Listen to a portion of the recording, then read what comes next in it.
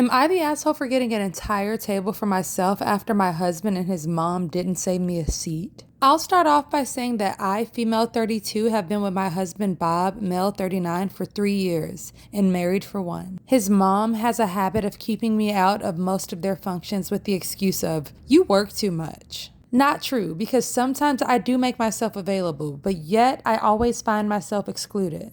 Last week, his mom invited us for a celebratory dinner at the restaurant after she completed her recovery. I had to work that day, but I let her and everyone know that I would be there around 8 o'clock. Bob obviously knew that I was coming. Thing is, when I arrived to the restaurant, I saw that the table was full. All the chairs had been taken, and I just stood there completely puzzled, while Bob and his mom just stared at me. His mom then told me that there was no place left for me and that I could either have Bob get up and take his seat or just go home.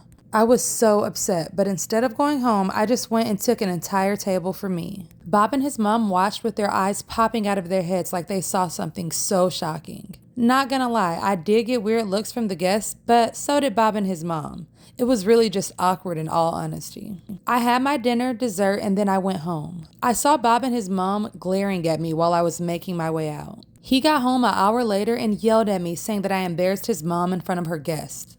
I yelled back at him asking what the hell I was supposed to do after I got denied a seat. He told me that it wasn't his or his mom's fault because the other guests arrived before me and took all the available chairs. I told him that he should have saved me a chair. He said that I should have just left. Then he reminded me that I was a guest and that I shouldn't expect this level of entitlement to be accepted. Then he went on about how I ruined the entire dinner for him and his mom with what I did. And he hasn't stopped complaining about it for days now. I don't get it. I really don't. Was my expectation really that entitled? I mean, as his wife, he should have saved me a seat, but clearly I'm missing something here. So who's the asshole?